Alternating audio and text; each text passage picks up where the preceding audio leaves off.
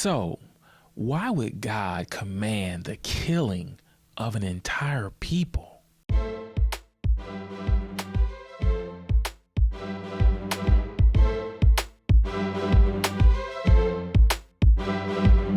Hi, and welcome to Faith in Front.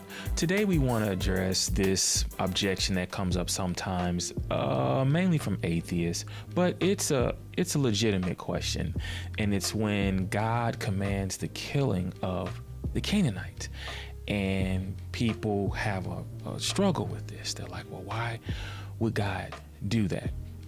So let's look at Joshua 11, verse 20. Where it says, "For it was the Lord himself who hardened their hearts to wage war against Israel, so that he might destroy them totally, exterminating them without mercy, as the Lord had commanded Moses." Now, when God would usually harden someone's heart, it was because it was a judicial hardening. It was because they were in rebellion. God was warning the Canaanite people for 400 years to repent and stop practicing the wickedness that they were practicing.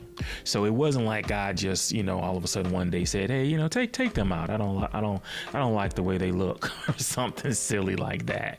Okay, it was basically the consequence of 400 years of God saying, "Hey, repent, stop practicing the wickedness." And sometimes, yes, like even with Pharaoh, Pharaoh hardened his heart, and sometimes out of that rebellion, God will then continue to harden your heart. And a lot of times when God hardens your heart, he's actually taking his hand off of you, because we go in more of a downward spiral the more God takes his hands off of us. And so sometimes it's not what God is doing to you. It's like when God will just allow you to be yourself, our hearts can grow harder. So we wanted to address that part where it says that the Lord, he had hardened their hearts to wage war. It was more so because of their rebellion. So God didn't just, all of a sudden say, "Hey, just take out the Canaanites because I'm bored," or, something silly like that. And so then someone will say, but kids and women and things like that, why would he do that? So there's something interesting, because we just read in Joshua 11:21 that, right? But when you come over to Joshua 16, verse 10, something interesting that happens here, because now time has gone on. We just read in Joshua 11 that God said, exterminate them, take them all out. And people are like, "Oh, that's horrible." But when you come over to Joshua 16, where there is a passage of time, okay, it says, "They did not dislodge the Canaanites living in," that's either Gezer, I believe.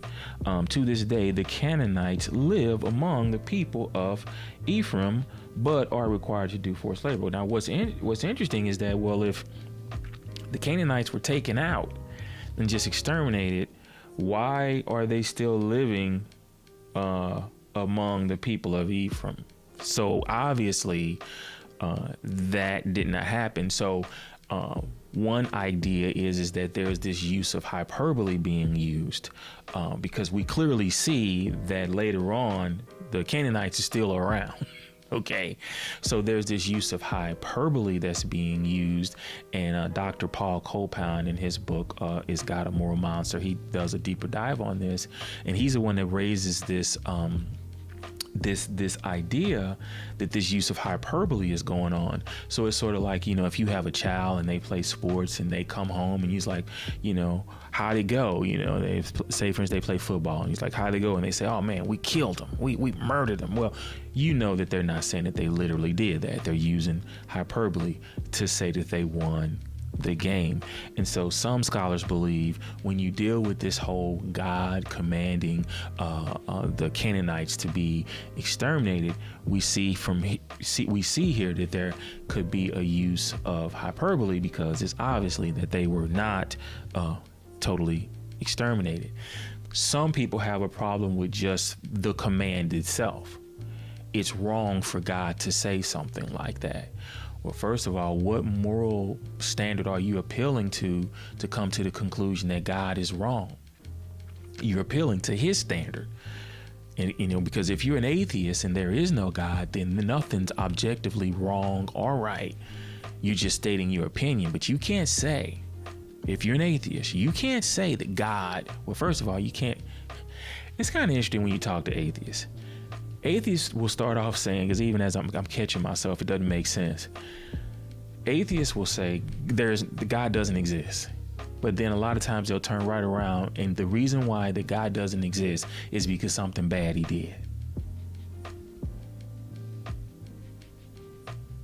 There can't be something wrong that God did if your starting point is he doesn't exist.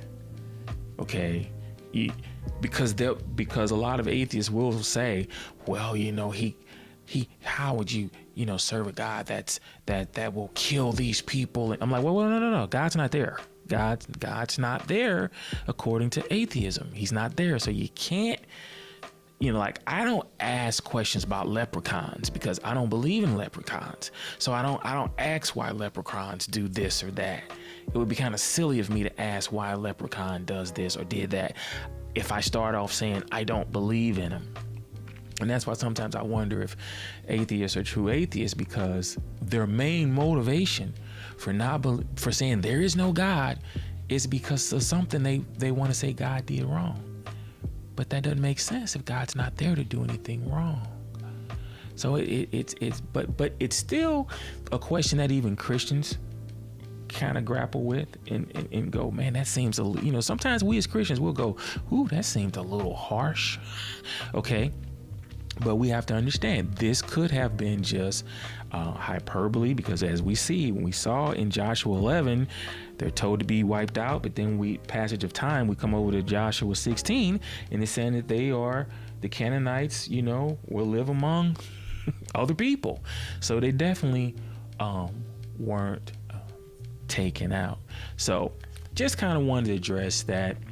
As I said, Dr. Paul Copine, if you want to do a deeper dive on this, but just know that it was for judgment. It wasn't for no reason at all.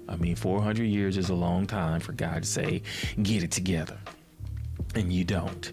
The Canaanites were practicing a lot of evil things, sacrificing their children. It's kind of interesting. We're kind of sacrificing our kids today too, allowing them to, change their gender and stuff like that. They're being put on the altar of the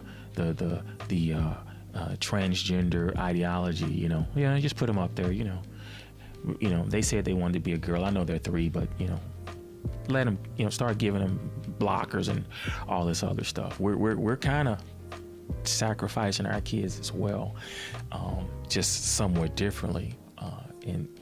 And God does bring judgment. He's merciful, and I pray for mercy for this country all the time. So I hope this has been helpful, just kind of flushing out this whole idea, of God commanding the killing of a nation.